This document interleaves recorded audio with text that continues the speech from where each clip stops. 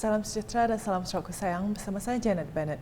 Fokus berita malam, inisiatif Sarawak untuk mempunyai wakil dari Lembaga Hasil Dalam Negeri LHDN bertujuan mendapatkan maklumat jumlah cukai yang telah dikutip dari Sarawak.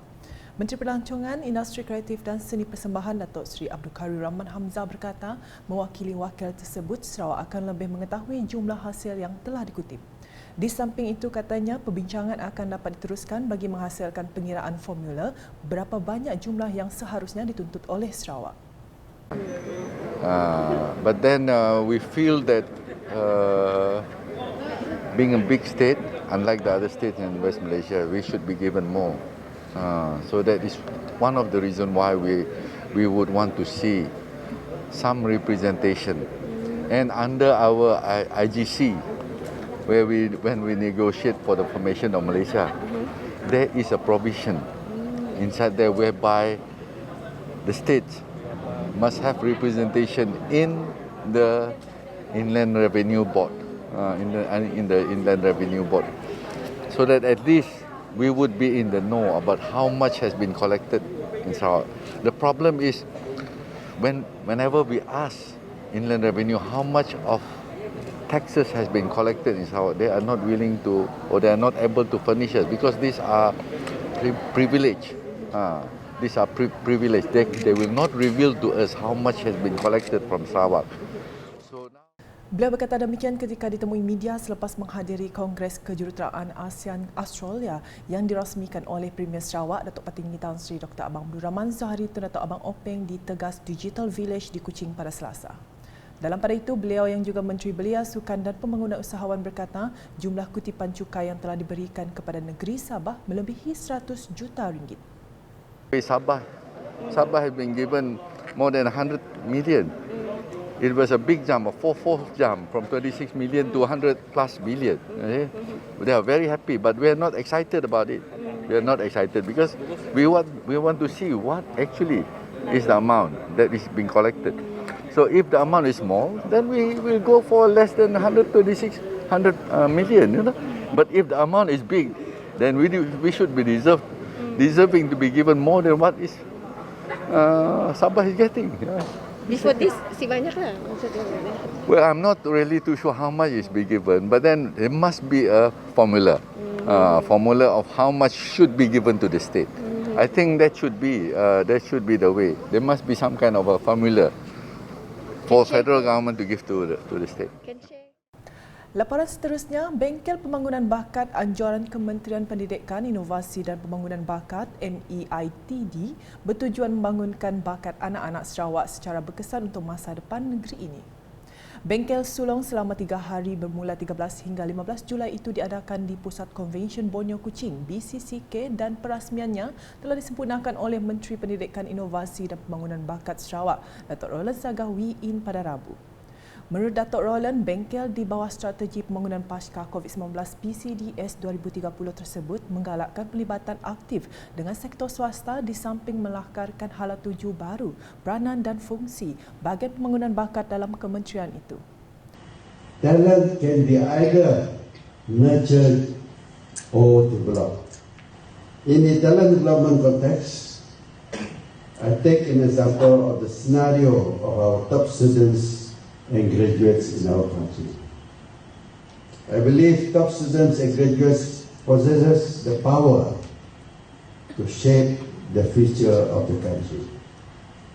That is why we created a host of initiatives which is aware of developing talent to provide high achieving talent with the chance to secure internship or work opportunities with top employers and offer them suitable platforms to showcase their potential to the world. Beliau berkata demikian semasa berucap menyempurnakan perasmian bengkel berkenaan yang turut dihadiri Timbalan Menteri Pendidikan, Inovasi dan Pembangunan Bakat 1 Dr. Anwar Rapai dan Setiausaha MEITD Datuk Hamri Afandi. Dalam sidang media, Datuk Roland memberitahu kementeriannya menginstitusikan mekanisme pelibatan dan kerjasama dengan semua peneraju sektor, pemain industri serta institusi akademik dan latihan kemahiran dalam usaha mendapatkan maklumat terkini daripada pelbagai sektor untuk perancangan dari segi kursus yang berkaitan. In terms of the Ministry's role, via the Talent Development Division, we will help to identify and adjust suitable strategies, initiatives, and interventions to facilitate closing the demand and supply gap in the industry, particularly in Sarawak. Selanjutnya di Miri, kebersamaan dalam kepelbagaian etnik dan kaum di Sarawak terus menjadi keunikan dan kekuatan bagi rakyat di negeri ini. Demikian jelas Menteri Pengangkutan Sarawak Datuk Seri Lee Kim Shin sambil berkata rakyat Sarawak dapat bersama walaupun mempunyai latar belakang kaum yang berbeza, terutama sekali apabila menyambut perayaan. What makes Sarawak very unique and what makes us here people have been looking at Sarawak, how here in Sarawak we can all live together harmoniously, and we all celebrate the different festivals happily together. It may be Gawain Raya, all the communities celebrate, and I think the other non-Raya also celebrate together. When we have Chinese New Year also, various communities also celebrate together with us. I see some of them also wear the Chinese traditional dress, and come and visit us. And also New Year greetings, and also they also don't forget their friends. They also send them New Year gifts and so on. Beliau berkata demikian dalam majlis makan malam gawai ngiling tikai Persatuan Wanita Orang Ulu Miri PWOUM di Eastwood Golf and Country Club Miri pada Ahad. Ahli Dewan Undangan Negeri Senadin itu turut menyeru masyarakat di negeri ini untuk terus mengekalkan keharmonian dan perpaduan supaya Sarawak terus aman dan makmur. Dalam perkembangan lain, Datuk Seri Lee berkata kaedah bersemuka menjadi platform terbaik dalam mendengar permasalahan yang dihadapi rakyat. Ujarnya ini sangat berbeza dengan menggunakan kaedah orang ketiga yang pastinya tidak secara terperinci dan boleh ditokok tambah. Mengambil inisiatif itu, Parti Rakyat Bersatu Sarawak SUPP Cawangan Senadin dengan kerjasama SUPP Cawangan Kecil Riam telah menubuhkan kaunter bergerak di kedai kopi Sunlight untuk bersemuka dengan rakyat di peringkat akar umbi. I want to hear directly from the person concerned and the people affected. Sometimes the story they relate to me is totally different. Sometimes they are serious matters, not reprobate. Sometimes there are some petty matters, they blow it very big. And I look at the problem is very small matter. Yeah? So by directly going to the people, listening directly from the people directly to me, I know the exact problem. Dalam walkabout itu, pada Sabtu, beliau yang juga ahli Dewan Undangan Negeri Senadin bersama pasukan SUPP Senadin dan Riam mengagihkan paket pelitup separuh muka dan juga risalah kepada peniaga-peniaga sekitar kawasan komersial Mos Jaya Riam Miri. Ke perkembangan berikut, Majlis Malam Mencak Silat Seni Asli Bintulu 2022 merupakan platform terbaik untuk menghidupkan semula seni silat yang ada di Sarawak. Sehubungan itu, Speaker Dewan Undangan Negeri Dun Sarawak Tan Sri Dato' Amar Muhammad Asfi Awang Nasa memuji usaha yang dilakukan Persatuan Penggiat Seni Memencak Negeri Sarawak dan Sahabat Amal Jepak dengan kerjasama Rumpun Silat Sarawak Wilayah Bintulu dalam mengancorkan program seperti itu. Beliau memberitahu majlis ini menyaksikan seramai 11 orang guru silat di Kampung Jepak berkumpul untuk mempertahankan dan menyebarkan seni silat kepada masyarakat. Terlalu pingat utama minat pakai item, utama nak pakai air, dan telur berdalam sama telur, telur mencantum kutang telur supaya kutang telur jadi kutang yang paling ampuh. Jadi telur berkumpul. Lu isagut kelamiak lel. Kelamiak lel mulung silat telur, mulung bunga telur. Guk dinah lel. Telur amsat kelamiak guk diak lel. telah masa-masa berterusan dan bersinambungan. Beliau berkata demikian semasa berucap merasmikan Mencak Silat Seni Asli Bitulu 2022 di Dewan Masyarakat Jepak pada Ahad. Tan Sri Dato' Amar Muhammad Asfiah juga mahu semangat silat ini terus hidup dan tidak pupus di telan zaman. Manakala di Sebuyau dengan Menteri Utiliti dan Telekomunikasi Sarawak merangkap Ahli Dewan Undangan Negeri Sebuyau Datuk Julahi Narawi turun padang untuk mengagihkan daging korban bersempena dengan Hari Raya Aidiladha di Surau Darul Ibadat Kampung Sampat Sebangan pada Isnin. Pada kali ini, beliau telah menyumbangkan 2 ekor lembu kepada surau berkenaan untuk diagihkan kepada penduduk kawasan Sebuyau, terutamanya golongan asnaf yang akan disampaikan oleh ketua kampung masing-masing.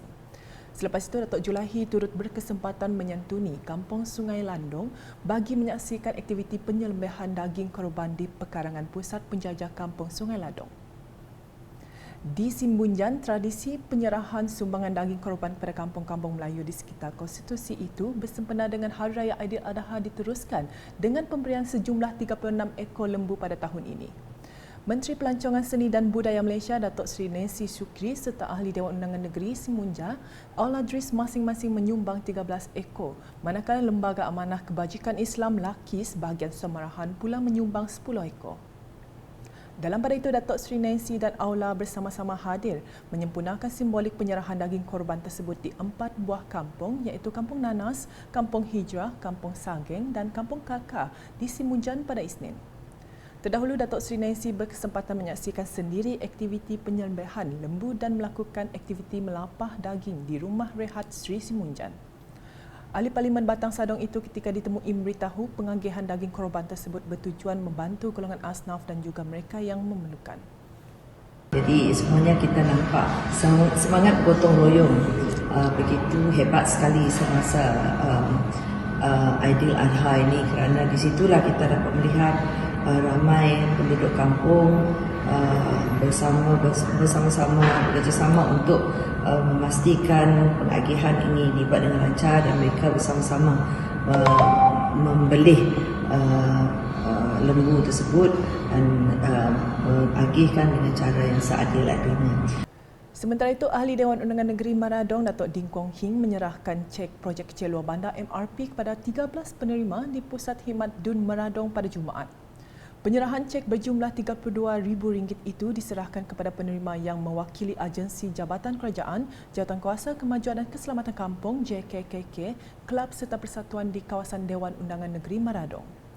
Bercakap ringkas dalam ucapannya, Datuk Ding berharap agar dengan dana yang telah disumbangkan itu dapat dimanfaatkan untuk kegunaan masyarakat demi kelangsungan pembangunan serta menjalankan aktiviti tahunan mereka. Katanya dana MRP juga sangat signifikan untuk mempercepatkan proses pembangunan di kawasan luar bandar terutamanya daerah Maradong.